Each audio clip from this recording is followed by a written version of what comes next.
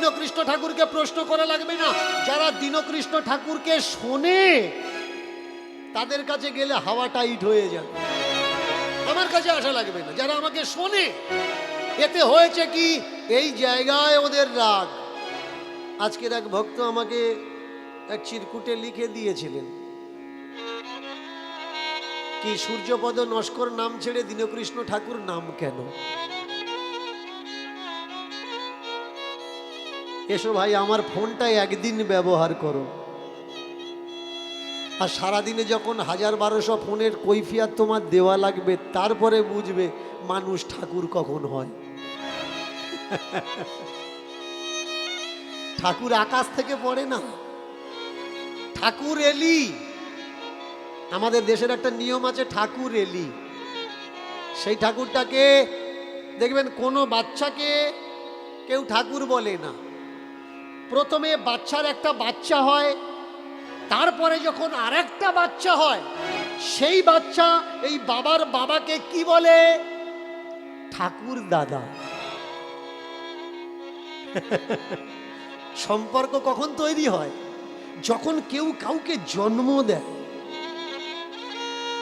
এই যে নবাগতাগুলো ভ্রূণ হয়েছিল, সূর্যপদ নস্কর জন্ম দিয়ে দিয়েছে, তৈরি করে দিয়েছে। তার জন্যে ভ্রূণ থেকে ভ্রূণ, ভ্রূণ থেকে ভুল নয়, ভ্রূণ থেকে জ্ঞান। এখন প্রশ্ন এটা নয় কার বাড়ি কোথায়, কে খায় কি, কার নাম কি, এসব কোনো মাইনে রাখে না।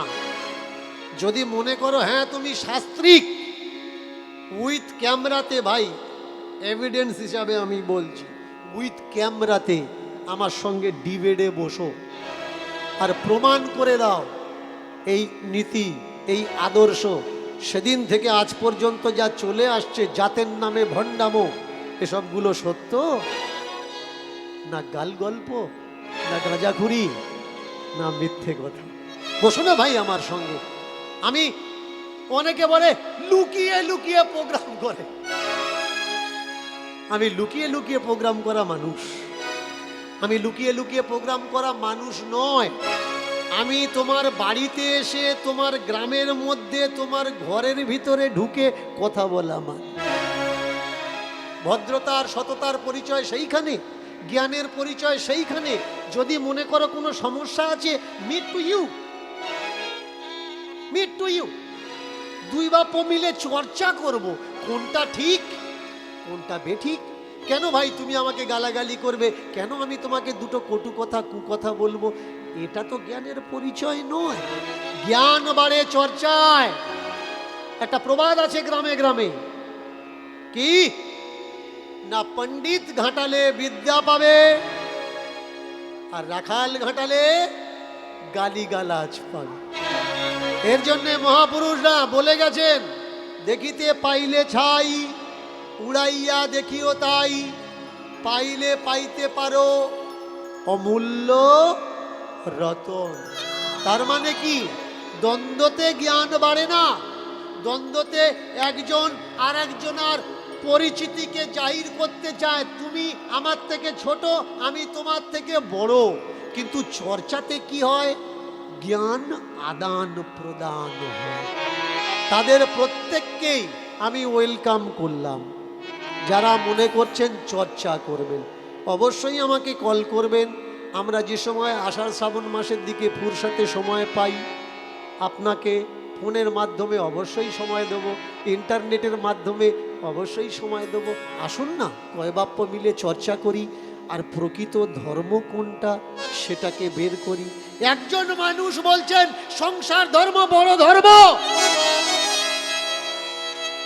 নিজে দোকানদার হয়ে নিজে ব্যবসা করে জীবকে শেখাচ্ছেন যে মালা তিলক মাইনে রাখে না, জীবন দর্শন মাইনে রাখে, কর্ম মাইনে রাখে। তুমি কর্ম করো।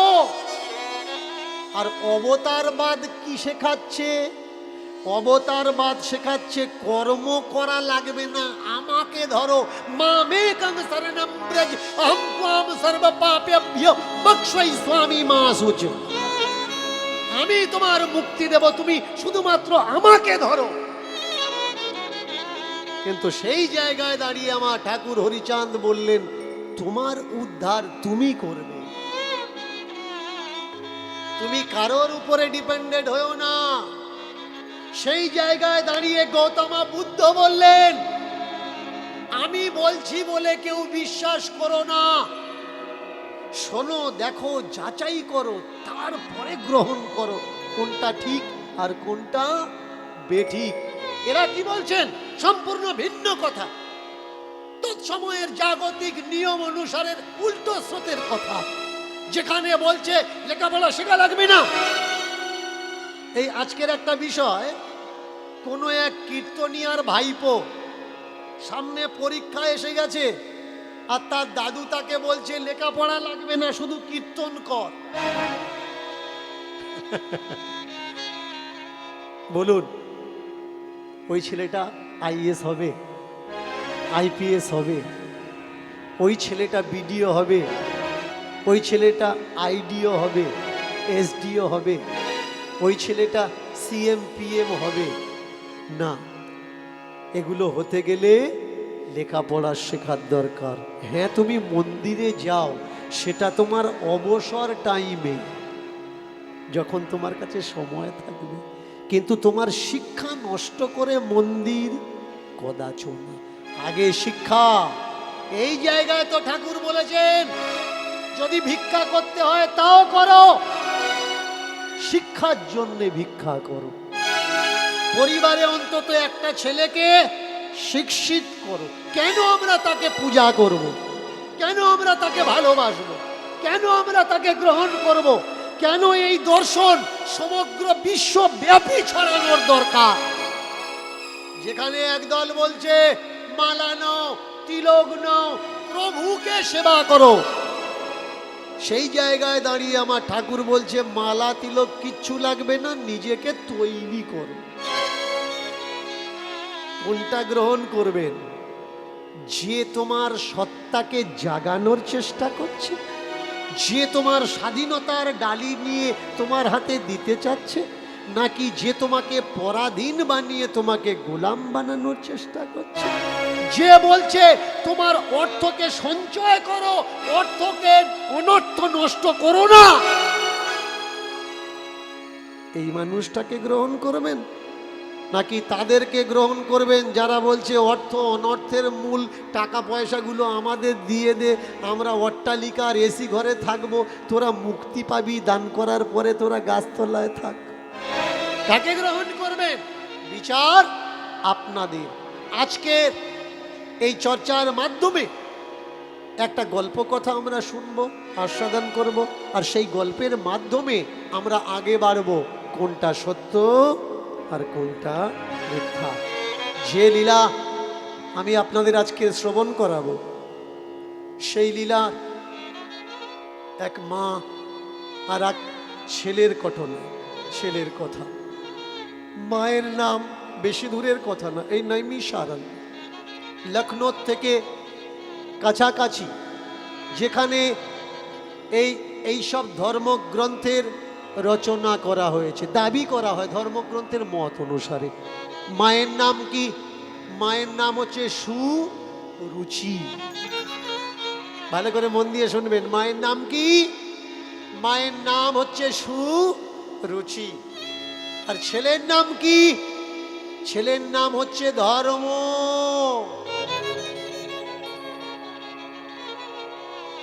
বাবা নেই, মা ছেলেকে খুব কষ্ট করে মানুষ করছে পরের দরজায় খেটে খুঁটে।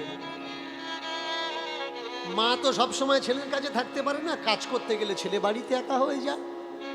ঠিক সেই সময় সঙ্গ তৈরি হয়, সৎসঙ্গে শিক্ষা লাভ হয়, আর অসৎসঙ্গে নিজের সত্তা বধ তৈরি হয়। এর জন্য লক্ষ্য রাখতে হবে কোন জায়গায়? ঠাকুর ঘরে নয়, ছেলের ফিউচার। ছেলে কার সঙ্গে মিশছে, কাদের সঙ্গে চলছে, কাদের সঙ্গে কথা বলছে, মেয়েদের, আমার মেয়ে কার সঙ্গে চলছে, কার সঙ্গে কথা বলছে, কিরকম পরিবেশে ওঠাশোনা করে, এদিকে টাইম নিতে হবে। তাহলে হবে কি?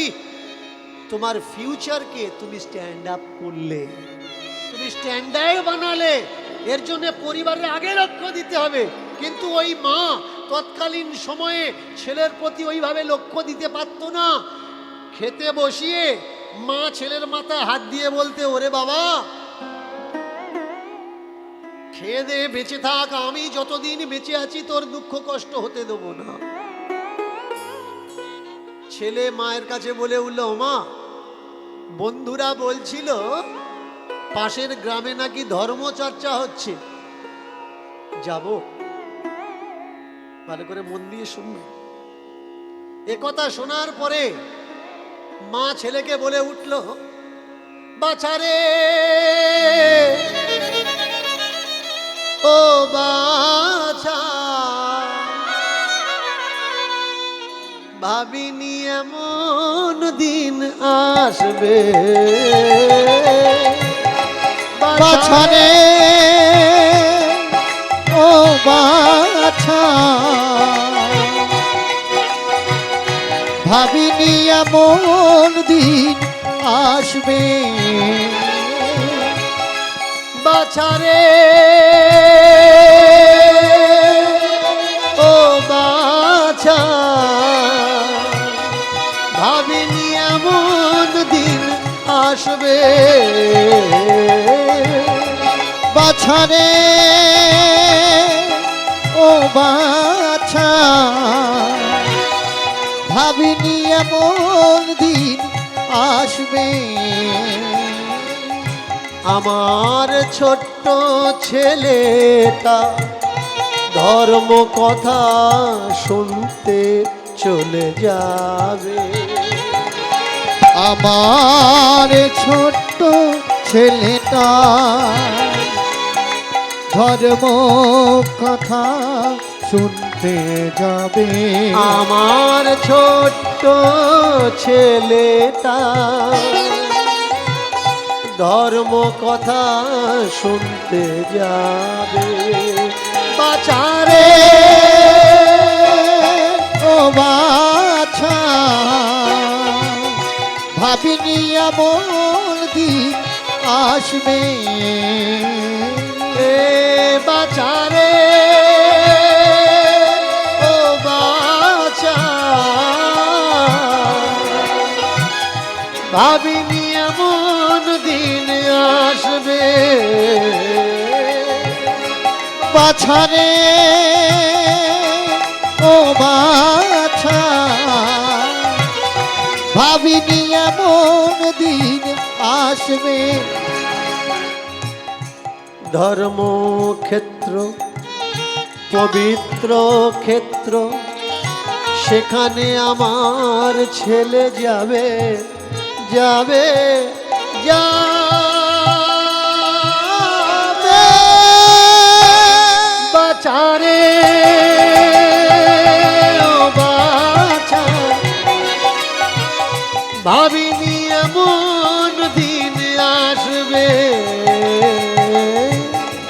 বাছারে ওরে বাছা, ভাবিনি এমন দিন আসবে, আরো কৃপা করুক প্রভুজি, আরো করুণা করুক ঠাকুর। শুনেছি নাকি যদি কোনো বংশে একজন বৈষ্ণবের জন্ম হয়, পিতৃকুল সাতকুল, মাতৃকুল সাতকুল, তার নাকি উদ্ধার হয়ে যায়।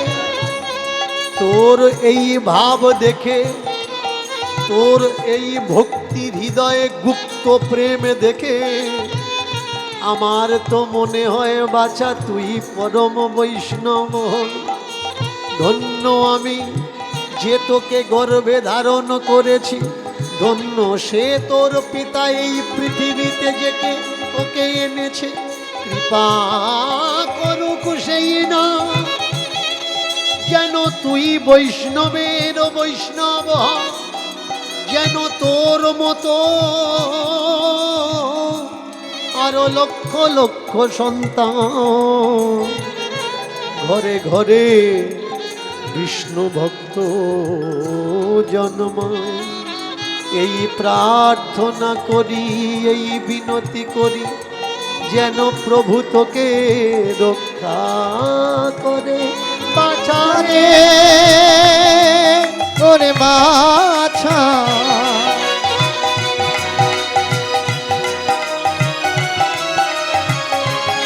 বাছারে ও বাছা, ভাবিনি এমন দিন আসবে। এ কথা শোনার পর মা নিজে হাতে ছেলেকে খাওয়াচ্ছে। হ্যাঁ বাবা, কেন যাবি না? ধর্ম কর্ম পথে অবশ্যই বাচ্চাকে এগিয়ে দেওয়ার দরকার, কিন্তু যে পথে বাচ্চা এগিয়ে যাচ্ছে আপনি তো আগে যাচাই করুন, বুঝুন সেটা ধর্মপথ না আপনার বাচ্চার জন্য সর্বনাশের পথ। পিছলা ভিডিওতে আমি আলোচনা করেছিলাম এই মতুয়া দর্শন বিস্তার হচ্ছে না কেন, প্রসার হচ্ছে না কেন? কারণ প্রসার করতে গেলে কিছু কলা, কিছু বিদ্যার দরকার। যে দেখে শেখে সে কিন্তু জীবনে ঠকে না, আর যে মনে করে আমি দেখে শিখবো না সে ঠকে শিখবে, আর ঠকতে ঠকতে তার অস্তিত্বই শেষ হয়ে যাবে। ঠিক তেমনি হয়েছে মতুয়া ভাব দর্শনের উপরে। কেন না, যেখানে বৈষ্ণব ধর্মের মানুষরা তারা প্রবাদ ছড়িয়ে দিল, বংশে যদি কোনো ব্যক্তি একজন বৈষ্ণব হয় তার 14 পুরুষ উদ্ধার হয়ে যাবে। সেখানে কিন্তু মতুয়া দর্শনে এমন কথা ছড়ানো নেই। কি কথা ছড়ানো আছে, প্রচার কি আছে, কথিত কি আছে? যত পাপ করো, অন্যায় করো, কামনা সাগরে ডুব দাও, পাপ মুক্তি হয়ে।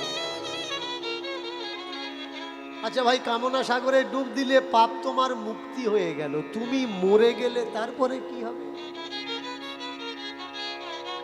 খাবারের যদি বৃদ্ধি না হয়, শুধু যদি সমাপ্তি হয়, তাহলে বাড়তে পারে কি? বাড়তে পারে না। ঠাকুর শ্রী অনুকূল চন্দ্র তিনি বলেছেন কি, যজন যাজন ইষ্টবীতি। যজন করো, যাজন করো, ইষ্টবীতি। শুধু নিলে হবে না, দিতে হবে। প্রচার প্রসার। তোমার অবসর টাইমে তুমি অন্য কোনো বন্ধু, কোনো মিত্র, কোনো সখার বাড়িতে চলে যাও আর তাকে উদ্বুদ্ধ করো সৎ সঙ্গী বানানোর জন্য। আমার বলার উদ্দেশ্যটা কাউকে ছোট বানানো নয়। আমার বলার উদ্দেশ্যটা হচ্ছে এই, প্রত্যেকটা মতপথের পিছনে তাদের বিস্তার ভাবাপন্ন আছে। যারা খ্রিস্টান তাদের প্রচারের জন্য তারা কি করছে, বড় বড় সেন্টার খুলে রেখেছে। তুমি গরিব মানুষ, তোমাকে টোটো দেবো, তুমি খ্রিস্টান হও। তোমাকে 1 কাঠা জায়গা দিয়ে বাড়ি বানিয়ে দেবো, তুমি খ্রিস্টান হও। তোমার ফ্রি অফ কস্ট ট্রিটমেন্ট দেবো, তুমি খ্রিস্টান হও। শুধু তাই নয়, এই সব ধর্মের দিকে মানুষ কিভাবে অ্যাট্রাকশন করেছে ভালো করে দেখুন। আপনি সিনেমা দেখতে যাবেন, আপনি টিভি দেখবেন, টিভির সামনে বসবেন, কারোর উপরে, কোনো ব্যক্তির উপরে ভূত চেপেছে, সেই ভূত সবাইকে মারছে, সবাইকে মেরে ফেলছে, সবাইকে ভয় দেখাচ্ছে। কিন্তু এমন এক ব্যক্তিকে ভয় দেখাতে গেছে যার গলায় যীশু খ্রিস্টের ক্রস ছিল, সে ক্রসটা নিয়ে দেখাচ্ছে, ভূত তার কাছে আর যেতে পারছে না। তাহলে এতে হলো কি, আপনাকে অ্যাট্রাকশন করছে ধর্মের দিকে, যে যার গলায় ক্রস আছে, ক্রুশ আছে, তাকে ভূতে ধরে না। তেমন হাজারো ভূতের বই আছে, দেখবেন যে ক্রস দেখালে ভূত সেখানে আসছে না। শুধু তাই নয়, দেখবেন নাম নিয়ে গন্ডি কেটে দিচ্ছে, এই গন্ডির ভিতরে কেউ আসবে না। আমি বলেছিলাম স্টেজে, ওপেন স্টেজ দাঁড়িয়ে, ভাই মন্ত্রের কোনো ক্ষমতাই নেই, কোনো শক্তি নেই। ওয়ার্ল্ডে যদি এমন কোন ব্যক্তি থেকে থাকো যে মন্ত্রের শক্তি আছে, এসো আমার সামনে, প্রুফ করে দাও যে মন্ত্রের ক্ষমতা আছে। বলুন তো, যারা আগুনের উপরে খাদ্য সামগ্রী দিয়ে পুড়িয়ে নষ্ট করে, যাকে হবন বলা হয়, যাকে যজ্ঞ বলা হয়, আপনি করছেন, আমি করছি, আমার পরিবারের মানুষ করছে, আমার ঘরের শান্তির জন্য 21 কিলো বেলকাঠ, 10 কিলো ঘি, 1 মন কাঠ, 2 মন কাঠ, 4 মন কাঠ, যারা এই পলিউশন দূষিত করছে আমাদের প্রাকৃতিক পরিবেশকে, বলুন তো এদের মন্ত্র। অনেকে আমায় বলে যে বাবা এখন সেদিন নেই আর সে মন্ত্র শক্তিও নেই, আগে ছিল। কত আগে ছিল?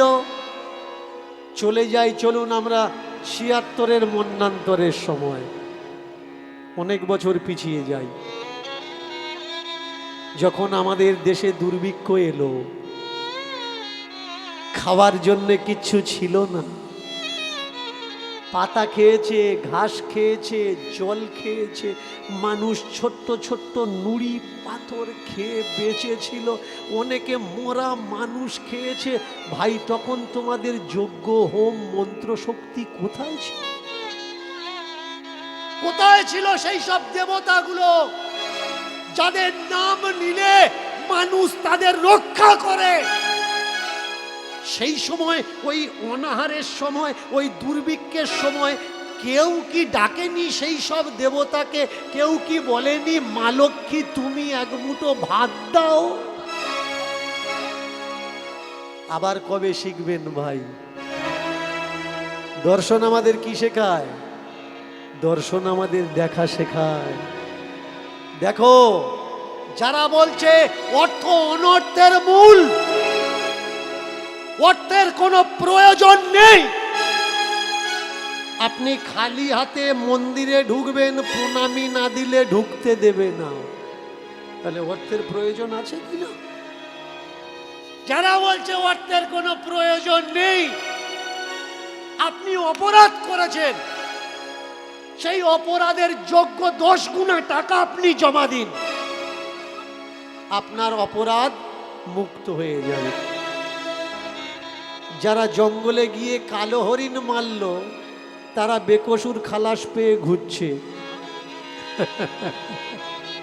কেন? টাকা আছে বলে। আপনার ছেলের কাছে যদি 2 গ্রাম গাঁজা পাওয়া যায় 10 বছর জেল খাটবে। আর যাদের ছেলেরা ড্রাগস নিয়ে পার্টি করছিল জাহাজের উপরে, তারা ধরা পড়লো, অথচ বেকসুর খালাস হয়ে গেল। কেন? টাকা আছে বলে।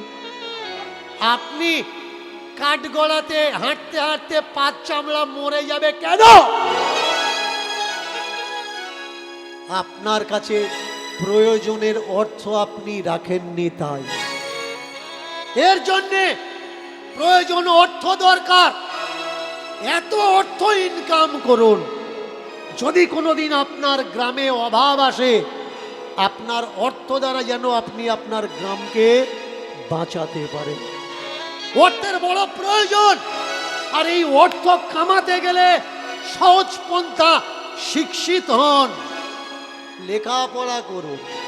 ঠাকুর কত বড় দার্শনিক দেখুন, তিনি বলেছেন আমাদের এই জাতি অজ্ঞান জাতি, সহজ সরল জাতি। এই জাতিকে এগিয়ে নিয়ে যেতে গেলে গায়ের বল বা হ্যাকাতি দরকার না, শিক্ষার আলো দরকার, চেতনা দরকার। অজ্ঞানী মানুষ দুটো নোংরা কথা বলতে পারে, কিন্তু জ্ঞানী মানুষ বিবেচনা করে কথা বলতে পারে। আজকের সমাজে বিবেচনা দরকার। ছোট্ট ছেলেটা মাকে বলছে আমি ধর্মসভাতে যাব, যেখানে ধর্ম কথা আলোচনা হচ্ছে। মা ভাবছে বোধহয় ধর্মসভায় গেলে আমার ছেলেটা মানুষের মতো মানুষ হবে, পিতৃকুল মাতৃকুল উদ্ধার করবে। অনেক জায়গায় কীর্তন হয়, পরীক্ষা, মাধ্যমিক উচ্চ মাধ্যমিক, যারা পড়াশুনো করছে তারা তার মাকে বলছে, ওমা এত সাউন্ড হচ্ছে, ডিস্টার্ব হচ্ছে, আমি পড়তে পারছি না, একটু গিয়ে বলো না আমাদের বাড়ির সামনের মাইকটা একটু কমিয়ে দিক। হাসিতে খুশিতে চলে তারা যায়, ঘন ঘন মুখে তারা হরিনাম গায়। হাসিতে খুশিতে চলে তারা যায়, ঘন ঘন মুখে তারা হরিনাম গায়। হাসিতে খুশিতে চলে তারা যায়, ঘন ঘন মুখে হরিনাম গায়। হাসিতে খুশিতে চলে তারা যায়, ঘন ঘন মুখে তারা হরিনাম গায়। মনবারে ওরে মনবারে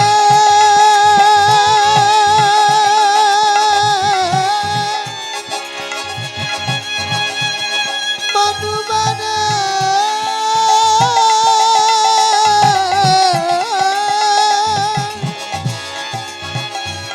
মনবারে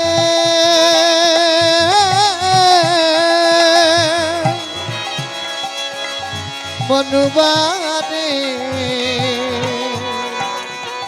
अब तो चलो गगन में। मनवारे अब तो चलो गगन में। मनवारे अब तो चलो गगन में। प्रेम से हरि बोल हरि बोल। कि जोश है तो कम কেন?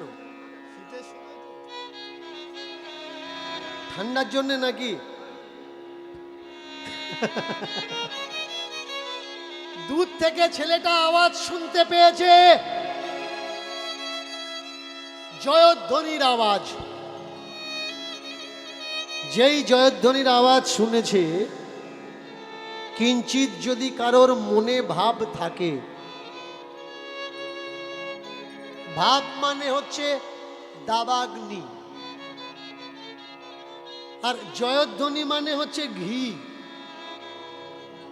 এই দাবাগ্নিতে যদি ঘি পড়ে, আগুন কিন্তু নেবে না, আগুন আরো তেজ জ্বলে ওঠে। ধর্মপ্রেমী বাচ্চা আর দূর থেকে জয়ধ্বনি শুনেছে, যেই শুনেছে আর মন মানছে না, পা যেন ছুটে চলে যেতে চাচ্ছে। বন্ধুগণ, সখাগণকে সঙ্গে নিয়ে বসবে তো বসবে, একেবারে যেখানে প্রবচন হচ্ছিল তার সামনে গিয়ে বসেছে।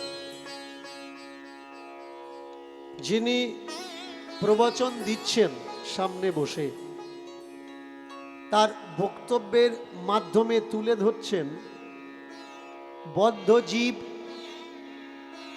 আর মুক্ত জীব। নোট করবেন জায়গাটা, পয়েন্টটা ভালো করে খেয়াল করবেন। বদ্ধ জীব আর মুক্ত জীব। জীব কয় প্রকার? জীব হচ্ছে 4 প্রকার। বদ্ধ জীব, নিত্য জীব, মুমুক্ষ জীব আর মুক্ত জীব। বদ্ধ জীব কারা? যারা সংসার ছাড়া কিচ্ছু জানে না, কাজকর্ম করা, সংসার করা, আনন্দ করা, খাওয়া দাওয়া করা, ঘুমানো, এরা হচ্ছে বদ্ধ জীব। মুক্ত জীব কারা? যারা সংসার দিয়ে কোনো ভাব রাখে না, রইল ঝোলা চলল ভোলা। তার মানে সাধারণের ভাষায় দায়িত্বহীন, অকর্মণ্য, অকৃতজ্ঞ। কিন্তু ধার্মিকের ভাষায় তারা মুক্ত, আর সংসারিকের ভাষায় তারা বদ্ধ জীব। আগে বোঝা লাগবে বদ্ধকে আর মুক্তকে। খুব সুন্দর করে বিশ্লেষণ করছেন। আরো বোঝাচ্ছেন, এই যে তোমরা যাকে বাবা বলছো, মা বলছো, এরা অরিজিনাল বাবা মা না, এ তো মায়ার বাবা মা। এ তোমাকে জন্ম দিয়েছে, এ তোমাকে জন্ম দেয়নি।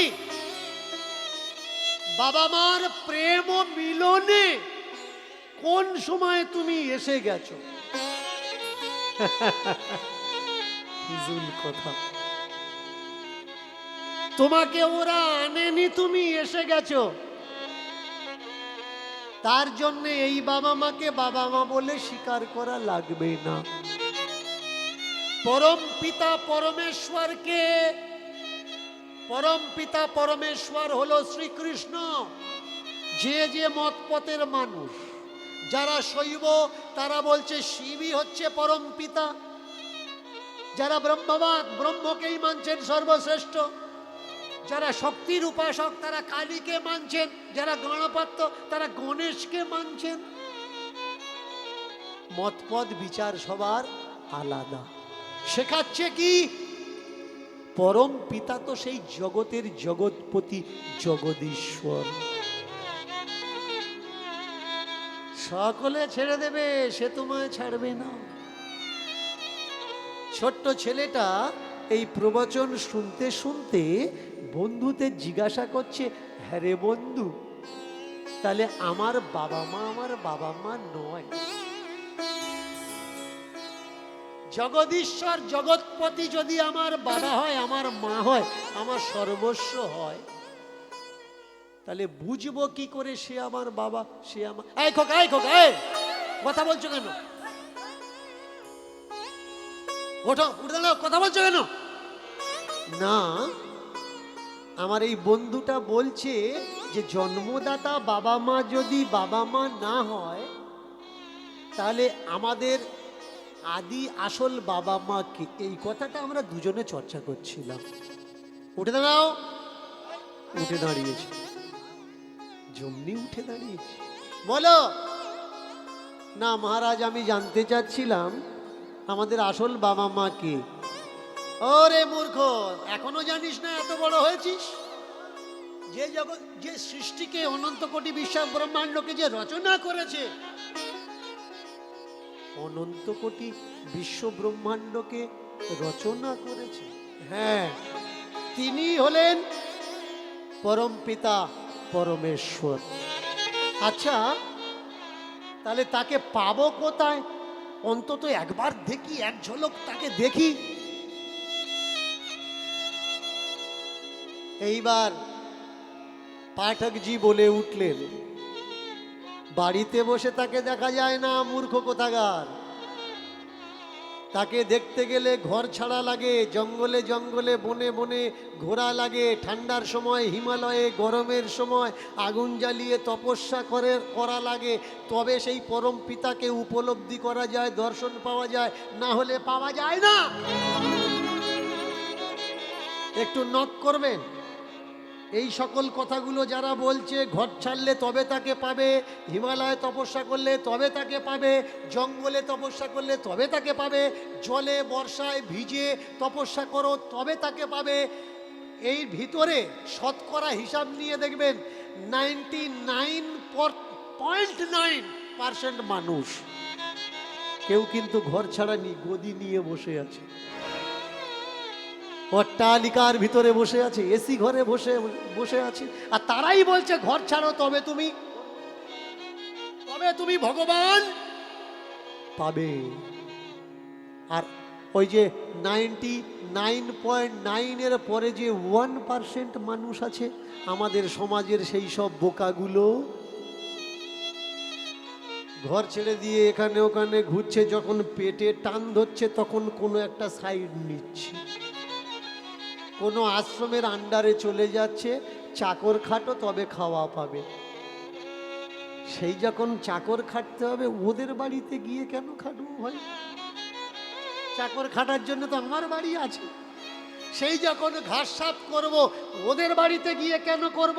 ঘাস পরিষ্কার করার জন্য তো আমাদের বাড়িটা আছে। সেই যখন গুরু সেবা করতে হবে আশ্রমে গিয়ে, তাহলে পিতামাতা স্বরূপ গুরু তো আমার বাড়িতে বসে আছে, ওখানে সেবা করতে আমার অপরাধ কোন জায়গায়? নানান প্রশ্ন মাথায় ঢুকে গেল। অনেক কথা শুনেছে, সকাল থেকে বিকেল বেলা বাড়িতে চলে আসলো। আর আসার সময় একটা জিনিস রট্টা মারছে, বিশ্বাস করো, বিশ্বাস করো, বিশ্বাসে মিলায় বস্তু, তর্কে বহু দূর। বিশ্বাস করো, বিশ্বাস করলে তাকে পাবে, আর না বিশ্বাস করলে তাকে হারাবে।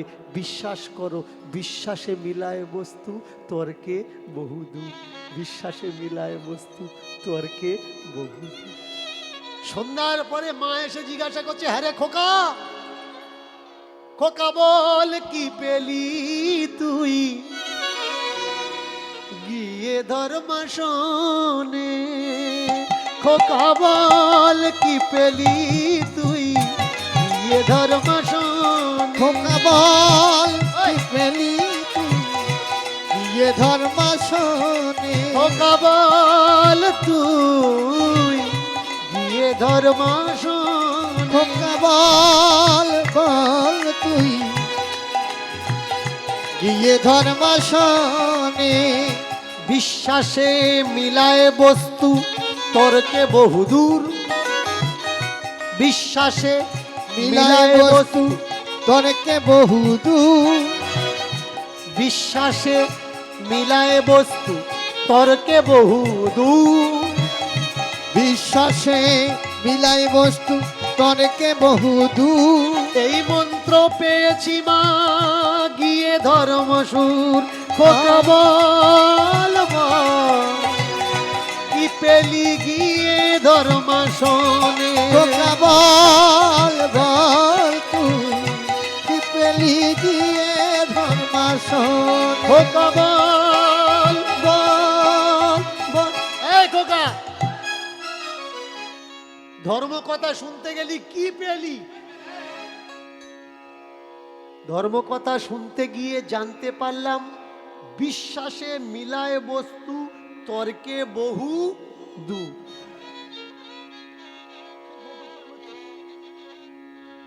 বিশ্বাসে মিলায় বস্তু, তর্কে বহু দূর। বিশ্বাস করো পাবে। আচ্ছা, কিছু কিছু প্রবাদ জায়গা মতো খাটে, কিন্তু সব জায়গায় খাটে না। যেমন গাড়ির নাট, গাড়ির টায়ার। বাইকের টায়ার বলেই যে সব বাইকে লাগবে তা না, বাইকের টায়ারের একটা নাম্বার থাকে, গাড়ির টায়ারের একটা নাম্বার থাকে। যার যে নাম্বার লাগে তাতে সেই নাম্বার লাগাতে হবে, তবে ফিটিং হবে, তা না হলে হয় ছোট হবে, না হলে বড় হবে।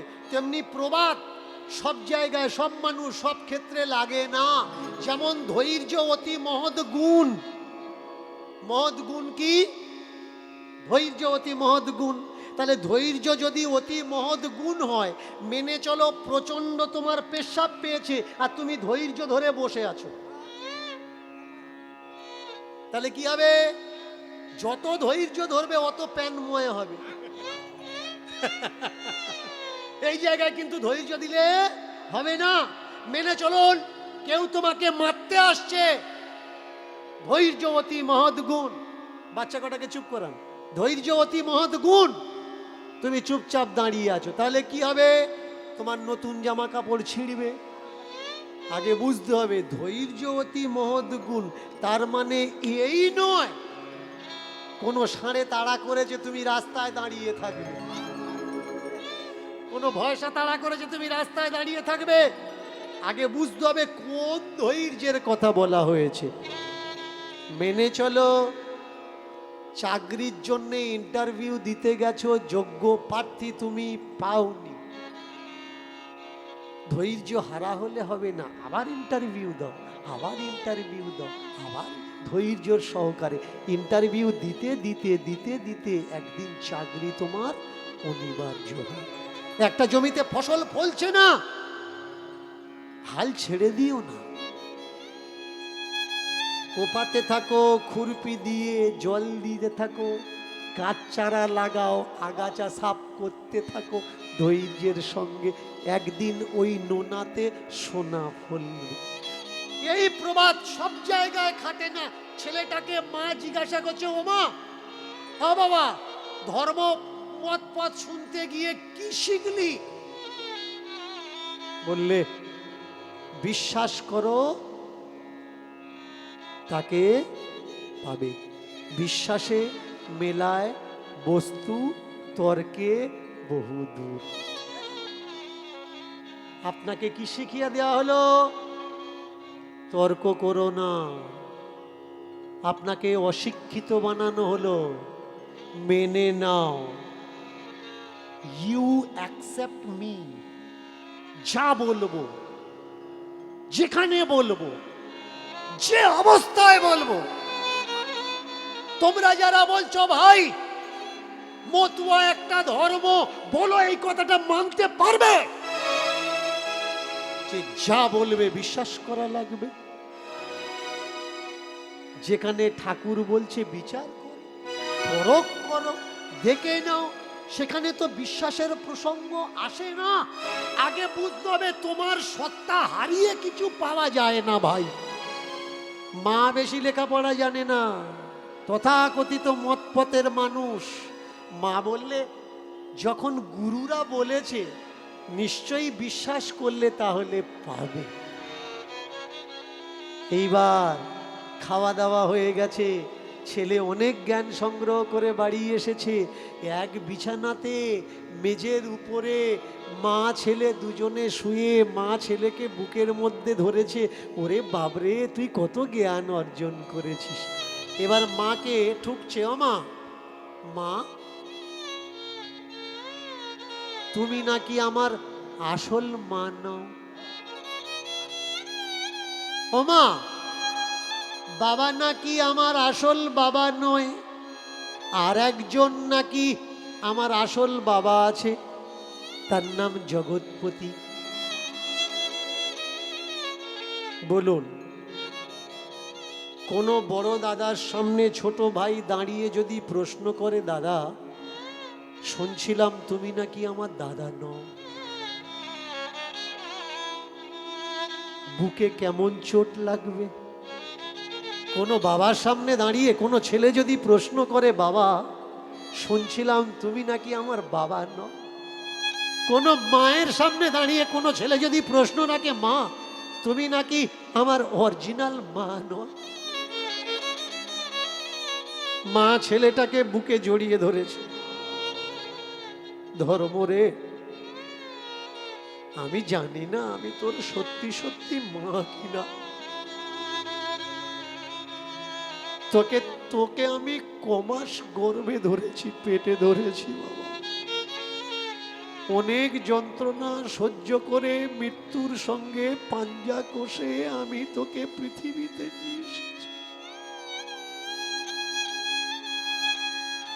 যখন তুই প্রস্রাব করতিস ভিজে কাপড়ে আমি ঘুমাতাম, আঁচলটা পাল্টে শুকনোটা তোর দিকে দিতাম। আমার খাবার ছিল না, আমি না খেয়ে জল খেয়ে বেঁচেছি, কিন্তু আমার বুকের অমৃত ধার আমি তোর মুখে তুলে দিয়েছি। তারপরেও বাছা আমি জানি না আমি তোর আসল মা কি। সংসারে বড় অভাব ছিল। তোর বাবা আমাকে বলতো, আমি এক মুঠো কম খাই, তুমি বেশি খাও এক মুঠো, কারণ তোমার বুকে দুধ না হলে বাচ্চাটা বাঁচবে কি করে। আমি জানি না ওই বাবাটা অরিজিনাল বাবা কিনা। তুই বলতো বাছা, আমি যদি অরিজিনাল না হই, আসল না হই, তোর বাবা যদি আসল না হয়, তাহলে সত্যি সত্যি বাবা কোনটা? মাগো, শুনেছি কানে পরম পুরুষ পরম পিতা বলে আছে একজন, সেই নাকি এই জগৎ সৃষ্টি করেছে, সেই নাকি এই জগৎ রচনা করেছে, সে নাকি সবার আসল বাবা। আর এই জগতে জন্মদাতা পিতা মাতা ওরা নাকি মায়া রে বাবা, ওরা নাকি মরে যাবে, থাকবে না, ওরা নাকি আবার আসবে, আবার আসবে। এই সম্পর্ককে মায়ার সম্পর্ক বলে। আরে খোকা, একটা দিন তুই শাস্ত্র কথা শুনতে গেলি, একদিনে তুই এত কিছু শিখে ফেলেছিস বাবা। ধর্ম কথা শুনতে গিয়ে ধর্ম জ্ঞান অর্জন করে বাবা মাকে পর করে দিলি বাবা। এখন বুঝতে পারছি তোকে ধর্ম কথা শুনতে পাঠানোটাই আমার ভুল হয়েছে। ভাবিয়া করিও কাজ, করিয়া ভাবিও না।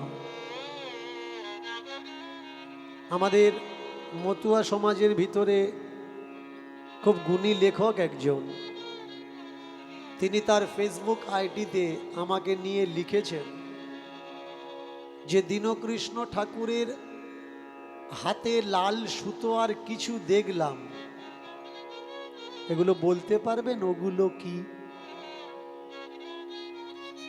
দেখেছেন আমাদের সমাজের লেখকের অবস্থা, দশা কি?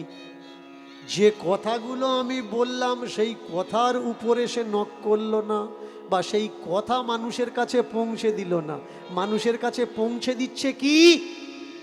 দীনকৃষ্ণ ঠাকুরের হাতে কি। বাড়বে ভাই এ দর্শন, এ দর্শন যাদের বাড়ানোর দায়িত্ব ছিল, যারা বাড়াচ্ছে তাদের হাতে কি আছে, পায়ে কি আছে, মাথায় কি আছে, গায়ে কি আছে, সেই দিকে লক্ষ্য করছে এরা। এদের লক্ষ্যটা ধর্ম বাড়া দিয়ে নয়, দর্শন বাড়া দিয়ে নয়, সমাজের শান্তি রক্ষা নিয়ে নয়।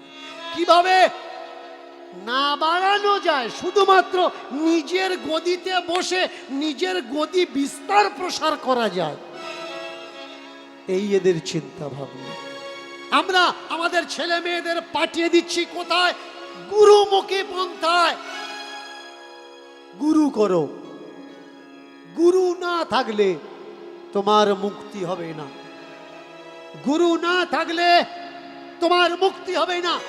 এই গুরু পরম্পরা প্রথা শিখদের ভিতরে শিখ গুরু তুলে দিয়েছেন।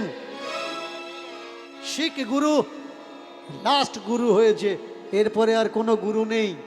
একটাই নাম বলা হয়, সত শ্রী অকাল, বায় গুরুজি কি খালসা। একটাই গুরু, এরপরে গুরু আসনে কেউ বসেনি, কারণ তিনি দেখেছিলেন গুরু আসনটা বড় ভয়ঙ্কর, আর এই আসনে যদি জোচ্চর বসে তাহলে তো সমাজের অবস্থা থাকবে না। যাদের নিজেদের তেল কেনার পয়সা নেই তাদের পায়ে দেখবেন মানুষ তেল দিতে দিতে পা চকচকে করে ফেলেছে। কেন না? তারা আজকের গুরুর আসনে বসেছে। যাদের এক সময় খাওয়া হতো না, খোঁজ নিয়ে দেখবেন তারা দামি ফরচুনারে ঘুরে বেড়াচ্ছে, সুমোতে ঘুরে বেড়াচ্ছে, স্করপিওতে ঘুরে বেড়াচ্ছে। কেন না? তারা গুরু আসনে বসেছে। এই গুরু পরম্পরা, গুরু প্রথা বড় ভয়ঙ্কর। গুরু অবশ্যই করার দরকার। তাকে গুরু করুন যে আপনার থেকে বেশি জানে।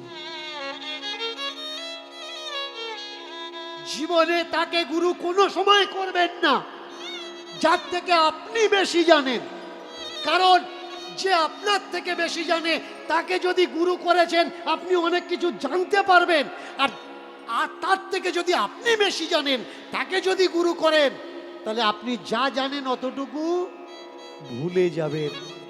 কোনো চর্চা, কোনো জ্ঞান লেনদেন হবে না। মা বলছে আমার ভুল হয়েছে, আমার ভুল হয়েছে, আমার ভুল হয়েছে, বড় ভুল করেছি, তোকে ধর্মস্থানে পাঠিয়ে। আমার উচিত হয়নি, কিন্তু বাচ্চাকে যদি একবার রাস্তা দেখিয়ে দেওয়া হয় আর সেই রাস্তাটা যদি খারাপ হয়, ওই বাচ্চাকে আপনি আর ফেরাতে পারবেন না। ছোট্ট বাচ্চাটা ভাত খাচ্ছে না বলে মা, ঠিক দিদিমা, ঠাম্মা, পিসিমা কি করছে, মোবাইল চালিয়ে দিয়ে কার্টুন দেখছে। ছেলেটা ঠান্ডা হয়ে আছে, মোবাইলটা ধরে আছে, মা পাশ থেকে খাওয়াচ্ছে। ওর ভাত খাওয়ানোর ওই সিস্টেমটা আগামীতে গিয়ে ওর জীবনের কত বড় সর্বনাশ হবে। এই যে ভাত খাওয়ার জন্য ধরিয়ে দিলে ছোটবেলায়, বড় হলে আর ছাড়াতে পারবে তো? কোন টাইমে কি দিতে হয় এটা আগে জানতে হবে। কাঁদছে কাঁদুক, 10 মিনিট পরে খাবে, জরুরি এটা নাকি এক্ষুনি মোবাইলটা ধরে দিতে হবে? আজকের কাঁদছে, 2 দিন পরে ওর কান্না বন্ধ হয়ে যাবে, ও প্রকৃতির নিয়ম অনুসারে চলবে। কিন্তু ওর কান্না থামাতে গিয়ে ওই যে মোবাইল, টাকা, জামা কাপড় ওর জেদের জন্য তুমি ওর হাতে তুলে দিলে, আগামী ডেটে ও বড় হবে, তোমার কান্না শুরু হবে। এর জন্য ভাই বোঝার দরকার কাকে কোন সময় কি দেওয়ার দরকার। ছেলেটা কাঁদছে, শুনলাম নাকি এই পৃথিবীতে আর একটা পিতামাতা আছে যে সকলার পিতামাতা। মা বলে উঠলে, আমি ভুল করেছি,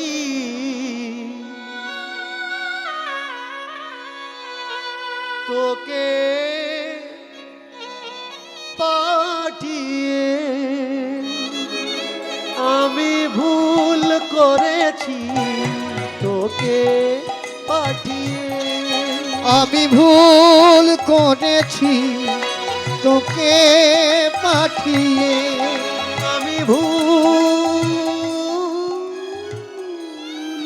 করেছি তোকে পাঠিয়ে, আমি ভুল করেছি তোকে পাঠিয়ে। শিখে এলি তুই এমন জ্ঞান, ভুলে গেলি বাপ মায়ের অবদান, ভুলে গেলি বা পায়ের অবদান। তুই শিখে এলি সব এমন জ্ঞান, ভুলে গেলি বাপ মায়ের অবদান। এখন তোর কি দেব ফেলে, আমি ভুল করেছি তোকে পাঠিয়ে।